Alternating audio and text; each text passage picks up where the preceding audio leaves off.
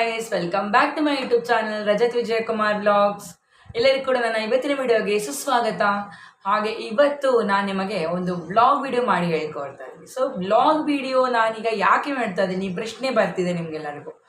ಯಾಕಂದ್ರೆ ತುಂಬಾ ಜನ ನನಗೆ ರಿಕ್ವೆಸ್ಟ್ ಮಾಡ್ತೀವಿ, ಒಂದು ವಿಡಿಯೋ ಮಾಡಿ ಬ್ರದರ್, ಒಂದು ವ್ಲಾಗ್ ವಿಡಿಯೋ ಮಾಡಿ, ನನಗೆ ಬರೀ ವೈಟಿ ಟಿಪ್ಸ್ ಕೇಳ್ಕೊಂಡೆ ನನಗೆ ಬೋರ್ ಆಗ್ಬಿಡ್ತಿದೆ ಅಂತ. ಸೊ ನಾನೀಗ ಒಂದು ವಿಡಿಯೋ ಮಾಡ್ತಾ ಇದ್ದೀನಿ ವ್ಲಾಗ್ ಬಂತು. ಸೊ ವ್ಲಾಗ್ ಅಂದರೆ ನನಗೆ ವ್ಲಾಗ್ ಮಾಡ್ತಿರೋ ವಿಡಿಯೋ ಇದು. ಸೊ ಈ ವಿಡಿಯೋದಲ್ಲಿ ಯಾವ ಟಾಪಿಕ್ ನಾನು ಡಿಸ್ಕಸ್ ಮಾಡ್ತಾ ಇದ್ದೀನಿ ಗೆಸ್ ಮಾಡಿ ಗಾಯ್ಸ್. ಸೊ ನಿಮ್ಗೆ ಏನಾದರೂ ಗೊತ್ತಿದ್ರೆ ನನಗೊಂದು ಕಮೆಂಟ್ ಹಾಕಿ. ಸೊ ನಾನು ಯಾವ ಟಾಪಿಕನ್ನು ನಿಮಗೆ ತಿಳಿಸ್ತೀನಿ. ಓಕೆ, ನೋಡಿ, ಈಗ ನಮ್ಮ ಕಡೆ ಆಗಸ್ಟ್ ತಿಂಗಳಾಗ್ತಾ ಇದೆ. ನಮ್ಮ ಮಂಗಳೂರು ಸೈಡಲ್ಲಿ ಆಗಸ್ಟ್ ತಿಂಗಳಾಗ್ತಾ ಇದೆ. ಸೊ ಈ ತಿಂಗಳಲ್ಲಿ ನಮ್ಗೆ ಏನು ಬರುತ್ತೆ, ಕ್ವಶನಿಗೆ ಆನ್ಸರ್, ನಿಮ್ಮ ಆನ್ಸರ್ ಮಾಡ್ಬೇಕು ನನಗೆ. ಓಕೆ, ಈ ಕ್ವಶನಿಗೆ ನಾನು ನಿಮಗೆ ಆನ್ಸರ್ ಕೇಳ್ತಾ ಇದ್ದೀನಿ. ಸೊ ಆಗಸ್ಟ್ ತಿಂಗಳಲ್ಲಿ ನಿಮಗೆ ಏನು ಬರುತ್ತೆ, ಅಂದರೆ ಏನು ಸೀಸನ್, ಅವಾಗ ಯಾವ ಸೀಸನ್, ಅದನ್ನು ನೀವು ನನಗೆ ಕಮೆಂಟ್ ಮುಖಾಂತರ ತಿಳಿಸಿ. ಓಕೆ, ಸೊ ಈ ಪ್ರಶ್ನೆಗೆ ನೀವು ಉತ್ತರ ಕೊಡಬೇಕು. ನಾನೀಗ ಉತ್ತರ ಕೊಡಲ್ಲ, ಯಾಕಂದರೆ ನಾನೀಗ ಉತ್ತರ ಕೊಟ್ಬಿಟ್ರೆ ನೀವು ಅದನ್ನು ಬರೆದು ಕಾಮೆಂಟಲ್ಲಿ ಹಾಕ್ಬಿಡ್ತೀರಾ. ಅದಕ್ಕೆ ನೀವೇ ಯೋಚನೆ ಮಾಡಿ, ಆಗಸ್ಟ್ ತಿಂಗಳ ಟೈಮಲ್ಲಿ ಏನು ಸೀಸನ್, ಅಂದರೆ ಯಾವ ಸೀಸನ್ ಇರುತ್ತೆ, during August time which season will comes, ಅದೇ ನನಗೆ ಒಂದು ಕಮೆಂಟಲ್ಲಿ ಬರೆದು ನನಗೆ ಹಾಕಿ ನನ್ನ ಈ ವಿಡಿಯೋದಲ್ಲಿ. ಓಕೆ, ಸೊ ಈಗ ಮುಂದೆ ಹೋಗೋಣ. ನೋಡಿ, ಈ ಆಗಸ್ಟ್ ತಿಂಗಳಲ್ಲಿ ನನಗೆ ಜೋರಾಗಿ ಒಂದು ಸೀಸನ್ ಇದೆ. ಅಲ್ಲಿ ತುಂಬ ಒಂದು ಒಳ್ಳೆ ವಾತಾವರಣ ಕೂಡ ಬರ್ತಾ ಇದೆ, ಮಳೆ ಇರುತ್ತೆ ಟೈಮಲ್ಲಿ. ನಾನು ಆನ್ಸರ್ ಹೇಳ್ಬಿಟ್ಟೆ, ನೀವು ಹೇಳಿದ್ರೆ ನನ್ನ ಆನ್ಸರ್ಗೆ ಕರೆಕ್ಟಾಗಿದೆಯಾ ಎಸ್ ಆರ್ ನೋ ಕಮೆಂಟ್ ಮಾಡಿ. ನಾನು ತಪ್ಪು ಹೇಳಿದ್ರೆ ಒಂದು ನೋ ಅಂತ ಕಮೆಂಟ್ ಹಾಕಿ, ಎಸ್ ಸರಿಯಾಗಿ ಹೇಳಿದ್ರೆ ಎಸ್ ಅಂತ ಕಮೆಂಟ್ ಹಾಕಿ. ಓಕೆ ಗೈಸ್, ಸೊ ಈಗ ಮಳೆ ಬರ್ತಾ ಇದೆ. ಮಳೆ ಬರುವ ಕಾರಣಗಳೇನು, ತುಂಬ ಜನಕ್ಕೆ ಈ ಥರ ಸಿಂಪಲ್ ಅಂದರೆ ಕ್ವಾಲಿಟಿ ಕ್ವಶನ್ಸ್ ಇದೆಲ್ಲ ಏನು ಜನರಲ್ ನಾಲೆಜ್ ಕ್ವಶನ್ಸ್ ಇದೇನು ನಮಗೆ ಮಾಮೂಲಿಗೆ ಸಿಗಲ್ಲ, ಜನರಲ್ ನಾಲೆಜ್ ಕ್ವಶನ್ಸ್. ಸೊ ಈಗ ನಮಗೆ ನಿಮಗೆಲ್ಲ ಸೈನ್ಸ್ ಪಾಠ ಇರಬೇಕು. 10th ಇರೋರಿಗೆಲ್ಲ 10th ಸೈನ್ಸ್ ಪಾಠ ಇದೆ. 8th ಇದ್ದವರಿಗೆ ಸೈನ್ಸ್ ಪಾಠ ಇದೆ. 16 ಸ್ಟಾರ್ಟ್ ಆಗುತ್ತೆ.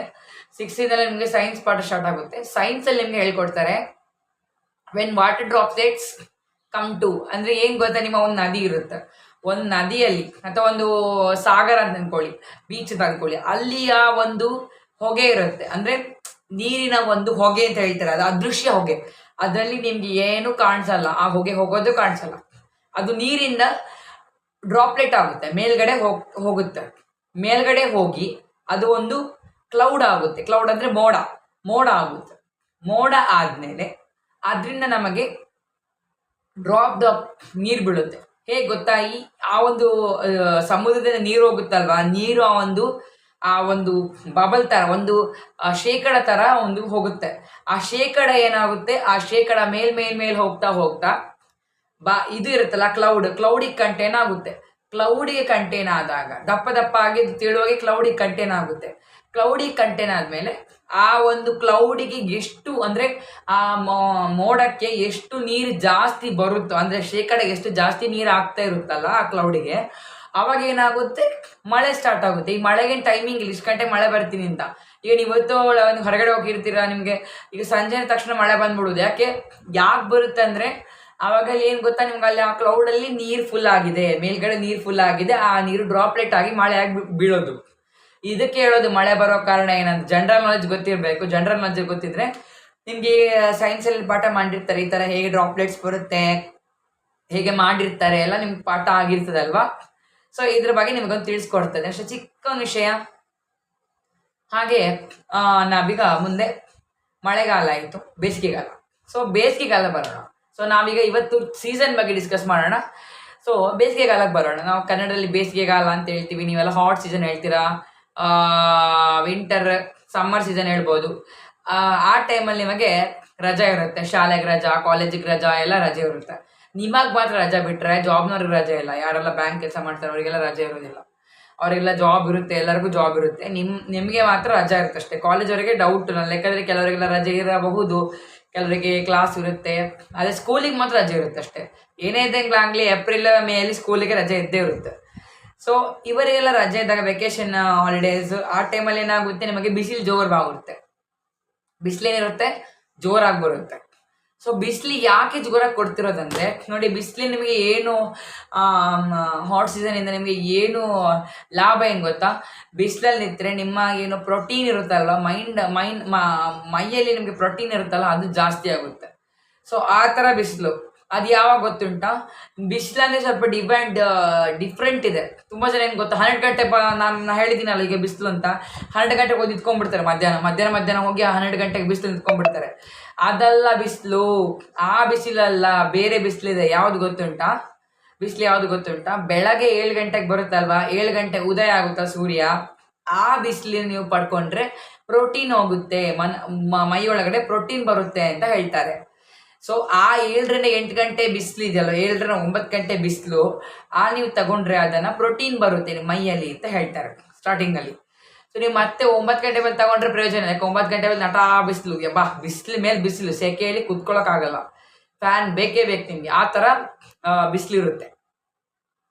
ಸೊ ಈಗ ನಮಗೆ ಬಿಸಿಲಿನ ಏನು ಲಾಭ ಅಂತ ತಿಳ್ಕೊಳ್ಳೋಣ. ಸೊ ಬಿಸಿಲಿನ ಫಸ್ಟ್ ಪಾಯಿಂಟ್ ಏನಂದರೆ ಪ್ರೋಟೀನು. ಸೊ ಇನ್ನೊಂದು ಇದ್ರ ಬಗ್ಗೆ vitamin A, vitamin B, C, D ಎಲ್ಲ ಸಿಗುತ್ತೆ. ನೆಕ್ಸ್ಟ್ ಪಾಯಿಂಟ್, ಥರ್ಡ್ ಪಾಯಿಂಟ್ ಏನಂದರೆ ಇದ್ರ ಬಗ್ಗೆ ಯಾವುದು ಗೊತ್ತಾ, ನಿಮ್ಮ ಮನೆ ಹತ್ರ ಹಳ್ಳಿ ಮನೆ ಅಂದರೆ ನಿಮ್ಗೆ ಗೊತ್ತಿರುತ್ತೆ. ನಿಮ್ಮ ಮನೇಲಿ ಯಾರಾದರೂ ನಿಮ್ಮ ತಂದೆ, ನಮ್ಮ ಮಾವನ ಕೆಲಸ ಮಾಡ್ತಿರ್ತಾರೆ, ಗದ್ದೆಯಲ್ಲಿ ಕೆಲಸ ಮಾಡ್ತಾರೆ ಅಂದರೆ ಅವರಿಗೆ ತುಂಬ ಹೆಲ್ಪ್ಫುಲ್ ಆಗುತ್ತೆ. ಯಾಕೆ ಹೆಲ್ಪ್ಫುಲ್ ಆಗುತ್ತಂದರೆ, ಅವರು ಭತ್ತ ಬೆಳಿತಾರೆ. ಭತ್ತ ಅಂದರೆ ಅಕ್ಕಿ, ಭತ್ತ ಅಂತ ಹೇಳ್ತಾರೆ. ಅದು ಅಕ್ಕಿ ಬೆಳಿತಾರಲ್ವಾ, ಅಕ್ಕಿ ಬೆಳೆಯುವುದಕ್ಕೆ ಸೂರ್ಯನ ಬೆಳಕು ಬೇಕು. ಸೂರ್ಯ ಬೆಳಕವಾರಿ ಇದ್ರೆ ಆಗಲ್ಲ, ಮಳೆ ಬೇಕು. ಇದೆಲ್ಲ ಇದ್ದಾಗ ಅಕ್ಕಿ ಬೆಳೆಯುತ್ತೆ. ರೈತರು ಕಷ್ಟಪಟ್ಟು ಅಕ್ಕಿ ಬೆಳಿತಾರಲ್ಲ, ಆ ಅಕ್ಕಿಯನ್ನು ವೇಸ್ಟ್ ಮಾಡಬಾರ್ದು, ಸರಿಯಾಗಿ ತಿಂದು ಅನ್ನಪೂರ್ಣೆ ಅಂತ ಹೇಳ್ತಾರಲ್ಲ, ಅನ್ನಪೂರ್ಣೆ ಸದಾಪೂರ್ಣೆ ಶಂಕರ ಪ್ರಾಣವಲ್ಲವೇ ಜ್ಞಾನವೈರಾಗಿ ಸಿದ್ಧಾರ್ಥಂ ಭಿಕ್ಷಾಂ ದೇಹಿ ಚ ಪಾರ್ವತಿ ಅಂತ ಹೇಳ್ತಾರೆ. ಶ್ಲೋಕ ಗೊತ್ತಿರ್ಬೋದು ನಿಮಗೆಲ್ಲ, ಸಣ್ಣದು ಶ್ಲೋಕ, ಕಾಮನ್ ಶ್ಲೋಕ ಗೊತ್ತಿರ್ತದೆ ನಿಮಗೆಲ್ಲ. ಮತ್ತೆ ಮುಂದೆ ನಮಗೆ ನೆಕ್ಸ್ಟ್ ಏನು ಗೊತ್ತಾ, ಈಗ ಹಾಟ್ ಸೀಸನ್ ನಿಮ್ಗೆ ಯಾವುದೆಲ್ಲ ಹೇಳಿದ್ದೆ ನಾನು, ಬಿಸಿಲಿಂದ ನಿಮಗೆ ಏನು ಗ್ರೋತ್ ಬರುತ್ತೆ, ಅಕ್ಕಿ ಒಂದು ಗಿಡ ಏನಿದೆಲ್ಲ, ಅಕ್ಕಿ ಗಿಡ ಅದೆಲ್ಲ ಗ್ರೋತ್ ಬರುತ್ತೆ ಅಂತ. ಮತ್ತು ಇನ್ನೊಂದೇನು, ಮಕ್ಕಳಿಗೆ ಬಿಸಿಲಲ್ಲಿ ಏನು ಎಂತ ಹೇಳ್ತಾರೆ ಲಾಭ ಏನು ಗೊತ್ತಾ, ಬಿಸಿಲಿದ್ದಾಗ ಮಕ್ಕಳು ಆಡಿದ್ರೆ ಸ್ವಲ್ಪ ಕಪ್ಪಾಗ್ಬೋದು, ಮುಖ ಕಪ್ಪಾಗ್ಬೋದು, ಆದರೆ ಸ್ವಲ್ಪ ಸ್ಟ್ರೆಂತ್ ಇರುತ್ತೆ ಮಕ್ಕಳಿಗೆ. ಸ್ಟ್ರೆಂತ್ ಇರಬೇಕು, ಬಿಸಿಲಲ್ಲಿ ಬೆವರ್ಬೇಕು, ಬೆವರ್ದಾಗ ನಿಮಗೆ ಏನೋ ಜ್ವರ ಎಲ್ಲ ಇದ್ದರೆ ಕಡಿಮೆ ಆಗುತ್ತೆ. ಬೆವರಿದ್ರೆ ಬಿಸಿಯಾಗಿರಬೇಕು, ತಣ್ಣಗೆ ಆದ್ರೆ ಬಿಸಿ ತಗೋಬೇಕು. ನೀವು ಬಿಸಿ ತಗೊಂಡಾಗ ಏನಾಗುತ್ತೆ, ಜ್ವರ ಕಡಿಮೆ ಜ್ವರ ಶೀತ ಏನಾಗ್ತದೆ ಕಡಿಮೆ ಆಗೋ ಚಾನ್ಸಸ್ ಇದೆ. ಸೊ ನೆಕ್ಸ್ಟ್ ನಿಮಗೆ ಬಿಸಿಲಿಂದ ಏನು ಹಾನಿಗಳು ತಿಳ್ಕೊಳ್ಳೋಣ. ಸೊ ಬಿಸಿಲಿನ ಹಾನಿಗಳೇನು, ಫಸ್ಟ್ ಪಾಯಿಂಟ್ ಕಣ್ಣು ನೋವು. ತುಂಬ ಜನ ಏನು ಮಾಡ್ತಾರೆ ಗೊತ್ತಾ, ಬಿಸಿಲನ್ನು ನೋಡಬೇಕು ಅಂತ ಹಿಂಗೆ ಮೇಲೆ ಎತ್ತರ ಎತ್ತಿದ್ರೆ ಆಗಲ್ಲ. ಎತ್ತರ ಎತ್ತಿದ್ರೆ ನಿಮ್ಮ ಕಣ್ಣಿಗೆ ಒಂದು ರೇ ಇರುತ್ತಲ್ಲ, ಬಿಸಿಲಿದು ರೇ ತುಂಬ ಡೇಂಜರಸ್. ನಿಮಗೆ 8-9 ಗಂಟೆ ಮೇಲೆ ಅದೇನು ರೇ ಇದೆಯಲ್ವಾ, ಅದು ತುಂಬ ಡೇಂಜರಸ್ಸು. ನೀವು ಕಣ್ಣಿಂಗಿಟ್ಟು ಅದು ಕಣ್ಣಿಗೆ ಹೋದರೆ ತುಂಬ ಕಷ್ಟ, ಕಣ್ಣೂರಿ, ಕೆಂಪಾಗೋದು ಹೀಗೆಲ್ಲ ಆಗುತ್ತೆ. ಎಲರ್ಜಿ, ಇನ್ಫೆಕ್ಷನ್ನು, ಡಸ್ಟ್ ಎಲರ್ಜಿ ಇದೆಲ್ಲ ಬರುತ್ತೆ. ಸೊ ಸೆಕೆಂಡ್ ಪಾಯಿಂಟ್ ಏನಾಗುತ್ತೆ ಅಂದರೆ, ಬಿಸಿಲಿನಲ್ಲಿ ಆಟ ಆಡುವಾಗ ಅದು ಸ್ವಲ್ಪ ನೆನ್ಪಿಟ್ಕೋಬೇಕು. ತುಂಬ ಬಿಸಿಲು ಇರುತ್ತೆ, ನಟಾ ಬಿಸಿಲು. ಆ ಟೈಮಲ್ಲಿ ಹೋಗಿ ನೀವು ಆಟ ಆಡ್ತೀರಾ ಅಂದರೆ ತುಂಬ ಕಷ್ಟ. ಬಿಸಿಲು ಯಾವಾಗ ಗೊತ್ತಾ, ಸ್ವಲ್ಪ ಕಡಿಮೆ ಬಿಸಿಲು ಇರುತ್ತಲ್ಲ, ಆ ಟೈಮ್ ಹೋಗಿ ಆಟ ಆಡಿ. ನಟಾ ಬಿಸಿಲು ಮಧ್ಯಾಹ್ನ ಎಲ್ಲ 12 ಗಂಟೆಗೆಲ್ಲ ಹೋಗಿ ಆಟ ಆಡಿದ್ರೆ ಆ ಬಿಸಿಲಲ್ಲಿ ನೀವು ಮುಖಕ್ಕೆಲ್ಲ ಇನ್ಫೆಕ್ಷನ್ಸ್ ಬರುತ್ತೆ. ಇನ್ಫೆಕ್ಷನ್ ಇರುತ್ತಲ್ಲ ಮುಖದಲ್ಲೆಲ್ಲ, ಅದೆಲ್ಲ ಹರಡುತ್ತೆ. ಮತ್ತು ಇನ್ನೊಂದೇನು ಗೊತ್ತಾ, ಈ ಬಿಸಿಲಲ್ಲಿ ತುಂಬ ಕೆಲವೆಲ್ಲ ಪ್ರಾಣಿಗಳೆಲ್ಲ, ಸಣ್ಣ ಪ್ರಾಣಿಗಳೆಲ್ಲ ಕಾಣ್ತವೆ, ಹೊಸ ಜೀವಿಗಳೆಲ್ಲ. ಅದೆಲ್ಲ ನಿಮಗೆ ಕಚ್ಚಿದ್ರೆ ಗುಳ್ಳೆ ಬರೋದು, ಕೆಲವೊಂದ್ಸತಿ ಮುಖ ಬಾಪೋದು, ಕಣ್ಣು ಬಾಪೋದು, ಇದೆಲ್ಲ ಪ್ರಾಬ್ಲಮ್ ಆಗುತ್ತೆ. ಮತ್ತು ಈ ಥರ ಮಾಡಬಾರ್ದು ಅಂತ. ನಿಮ್ಗೆ ಬಿಸಿಲಲ್ಲಿ ಕೂಡ ನಿಮಗೆ ಜಾಸ್ತಿ ನೋಡಿ 3 ಸೀಸನ್ ಕೂಡ ಹಾನಿ ಇರೋದು. ಈಗ ಒಂದು ಸೀಸನ್ ನಿಮಗೆ ಲಾಭ ಅಂತ ಇರೋದಕ್ಕೆ ಇರ್ತದೆ, ಆದರೂ ಕೂಡ ಅಲ್ಲಿ ಲಾಸ್ ಇದ್ದೇ ಇದೆ. ಲಾಸ್ ಅಂದರೆ ಖತರ್ನಾಕ್, ಡೇಂಜರಸ್ ಇದ್ದೇ ಇದೆ. ರೈನಿ ಸೀಸನಲ್ಲಿದೆ, ವಿಂಟರ್ ಸೀಸನಲ್ಲಿದೆ, ಸಮ್ಮರ್ ಸೀಸನಲ್ಲಿದೆ. ಇದೆಲ್ಲ ಎಂತಾದ್ರೊಂದು ಡೇಂಜರಸ್ ಅಡ್ವಾಂಟೇಜಸ್ ಇದ್ದೇ ಇರುತ್ತಲ್ವ. ಸೊ ನಾವೀಗ ಬಿಸಿಲು ಬಗ್ಗೆ ತಿಳ್ಕೊಂಡ್ವಿ, ಏನು ಡಿಸ್ಅಡ್ವಾಂಟೇಜಸ್ ಆಗಿ ಅಡ್ವಾಂಟೇಜಸ್, ಸೊ 2 ತಿಳ್ಕೊಂಡ್ವಿ.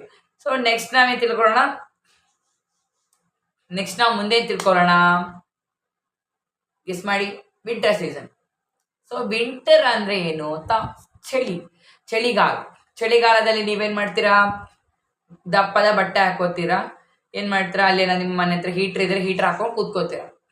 ಅದನ್ನೇ ಅದನ್ನೇ ಕೂತ್ಕೊಂಡ್ರೆ ನಿಮ್ಮ ಪ್ರಯೋಜನ. ನಿಮ್ಮ ಚಳಿಗಾಲದಲ್ಲಿ ಕೂಡ ಗಟ್ಟಿ ಇರಬೇಕು, ಚಳಿಗಾಲದಲ್ಲಿ ಕೂಡ ಸ್ಟ್ರಾಂಗ್ ಆಗಿದ್ರೆ ಚಳಿಗಾಲ ಅಂತ ತಡ್ಕೋಬೋದು. ನೀವು ಬರೀ ಚಳಿಗಾಲದಲ್ಲಿ ಭಯ ಹಾಕೊಂಡು ಮನೆಗೆ ಒಳಗಡೆ ಹೀಟ್ರ್ ಹಾಕೊಂಡು ಕೂತ್ಕೊಂಡ್ರೆ ಚಳಿಗಾಲ ಹೋದ್ರು ನಿಮ್ಮ ಉದಾಸೀನ ಹೋಗಲ್ಲ. ಏನಿರ್ತಲ್ಲ ಆಲಿಸು ಅಂದ್ರೆ ಆ ಆಲಸ್ಯ ಹೋಗೋದಿಲ್ಲ, ಅದಕ್ಕೋಸ್ಕರ ಹೇಳೋದು ಬಿಸಿಲಲ್ಲಿ ಆಡಬೇಕು.